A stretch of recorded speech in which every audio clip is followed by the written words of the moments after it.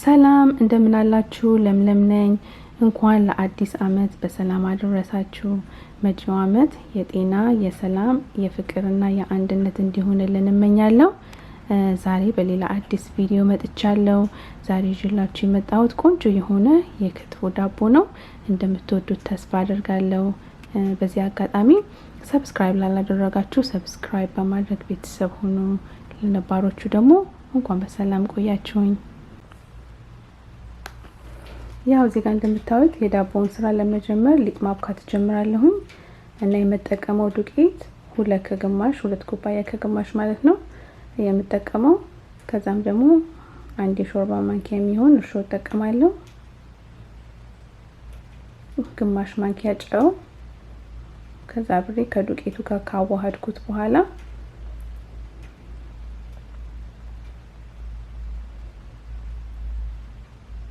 ሶስት የሾርባ ማንኪያ የሚሆን ዘይት እጠቀማለሁ እና 2 እንቁላል።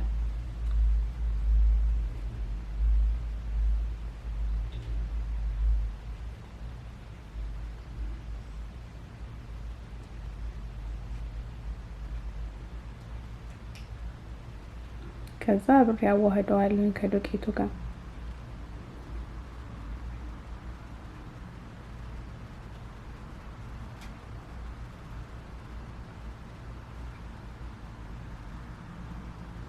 የምጠቀመው ውሃ 1 ኩባያ ከ1 ኩባያ ያነሰ ውሃ ነው። ውሃው ደግሞ ለብ ያለ ቢሆን ይመረጣል ቶሎ ኩፍ እንዲልልን። እና ሊጥ ስታቦኩ እንግዲህ ያው ከ1 ኩባያም ያነሰም ወይም ደግሞ ለበለጠም ውሃ ሊያስፈልጋችሁ ይችላል። እያያችሁ እንደምትፈልጉት ውሃ መጨመር ትችላላችሁ፣ ግን ለብ ያለ ውሃ ቢሆን ይመረጣል።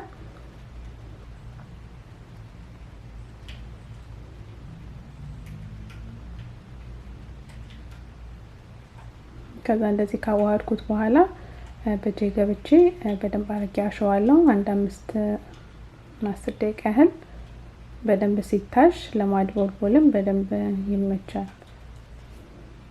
ያው እጅ ላይ ስለሚጣበቅ ነው አሁን በማንኪያ ዝም ብዬ እንትን እምለው የማዋህደው። ያው በጣም የተጣበቀ ካስቸገራችሁ ለብ ያለ ውሃ ስለተጠቀምን ያው ትንሽ ዘይት በእጃችሁ እየነካችሁ በደንብ አድርጋችሁ ብታሹት ይመረጣል።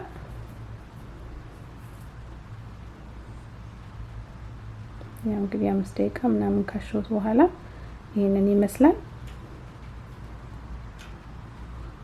ያው እንደዚህ አድርገን ከደስ እናስቀምጠዋለን ኩፍ እንዲልልን። እና አሁን ደግሞ እዚህ ጋር ያው እንደምታዩት ቆንጆ ቀይ ስጋ አለኝ ለክትፎ ማለት ነው። ኮረሪማና ሚጥሚጣ አዘጋጅቻለሁ እና ክትፎ መለወስ ጀምራለሁ። ይሄንን ዳቦ ስጋግር በጥሬ ክትፎ ሞክሬው አላቅም እና መሞከር ትችላላችሁ። እኔ ግን ያው ለብ ያለ ክትፎ ነው የማደርገው እና ያው የኢትዮጵያ ቅቤ አድርጌያለሁ። ከዛም ደግሞ ኮረሪማ እና ሚጥሚጣ፣ ብዙ ሚጥሚጣ አላረኩም፣ አነሳ አድርጌ ያው ብዙ እንዳያቃጥል ልጆችም ስለሚወዱትና ስለሚበሉ ብዙ እንዳያቃጥል ስላልፈለኩ ነው። እናንተ እየቀመሳችሁ የሚያስፈልገውን መጨመር ትችላላችሁ። እና የኢትዮጵያውን ቅቤ፣ ኮረሪማውንና ሚጥሚጣውን፣ ጨውን አብሬ እንደዚህ አዋህደዋለሁ። በጣም ለብ ባለ ሙቀት ማለት ነው። ከዛ ያያችሁትን ስጋ ጨምርና አብሬ ሽት አድርገዋለሁ። በጣምም እንዲበስል አልፈልግም፣ በጣም ጥሬም እንዲሆን አልፈልግም። እና ይሄንን በጣም ለብ ባለ እንትን ለረጅም ሰዓት ላይክ አትሊስት ለ10 ደቂቃ ያህል፣ ምክንያቱም እሳቱን በጣም ቀንሼው ስለሆነ እንደዛ አድርጌ በደንብ አድርጌ አሸዋለሁ። እየቀመሳችሁ የሚያስፈልገውን ነገር ኮረሪማም ካስፈለገ ኮረሪማ፣ ሚጥሚጣም ያው ጨውም ካስፈለገ እንደዛ አድርጋችሁ መጨመር ትችላላችሁ።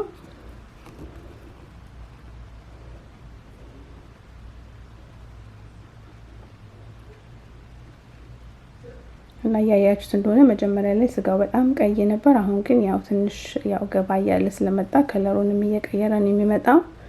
በጣም በስሎም ፍርፍር እንዲል አልፈለኩም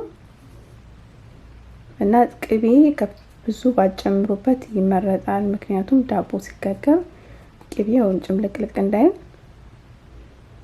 ዳቦን እንዳያበላሸው ማለት ነው ቅቤው አነስ ቢል ይመረጣል እና ያውላችሁ አሁን በቃ ልክ እንደምፈልገው ሆኗል በጣም በስሎ ፍርፍር አላለም በጣም ቅባትም አልበዛበትም ያው መጠነኛ ቅቤ ነው ያደረኩበት እና ያው ደርሷል ማለት ነው አሁን ደግሞ እዚህ ጋር ሊጡ ኩፍ ብሏል አሁን ይሄንን መከፋፈል ጀምራለሁ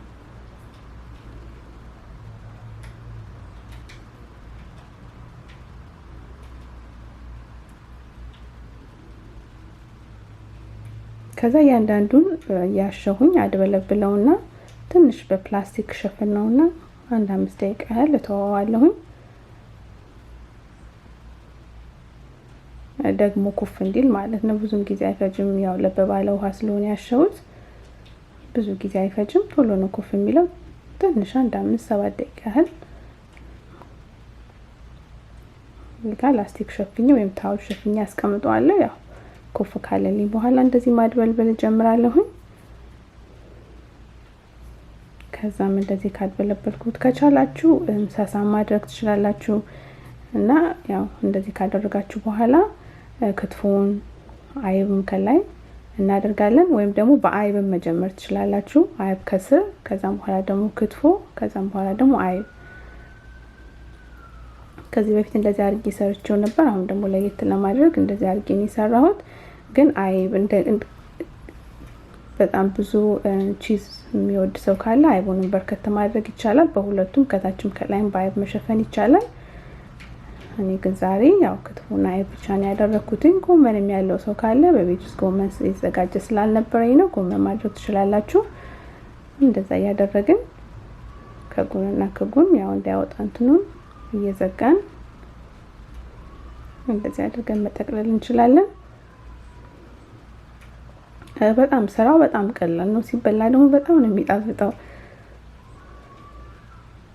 ያው ለአንቺ እንደዚህ አድርጌ ጨርሼ ሁሉንም እንትን አድርጌያለሁ ከዛ ትንሽ ኩፍ እስከሚል እንጠብቀዋለን አንድ 10 ደቂቃ ከዛ በኋላ ደግሞ እንዳያችሁት በሳ አድርጌዋለሁ የፈለጋችሁትን ቅርጽ ማውጣት ትችላላችሁ እኔ ቪዲዮ ላይ ያለ መስሎኝ ነበር ቪዲዮ ላይ በአጋጣሚ አልቀረጽኩትም ማለት ነው በሳ አድርገው ከዚህ በፊት ቪዲዮ ላይ በሳ አድርግ እንዴት አድርጌ እንዳደረኩት በማማሲያ ቂጥም ወይም ደግሞ በተለያየ ነገር በሹካ ምናምን ቅርጽ ማውጣት ትችላላችሁ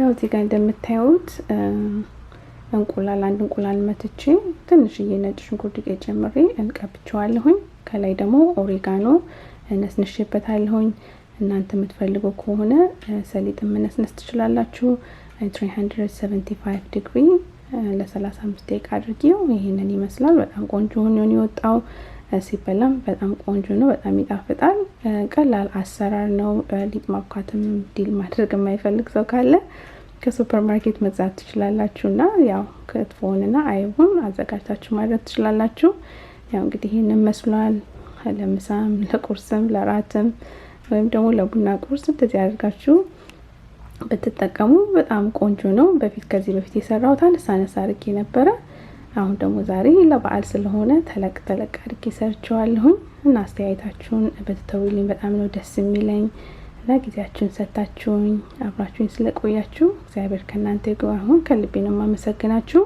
በሌላ ቪዲዮ እስከምንገናኝ ሰላም ቆዩ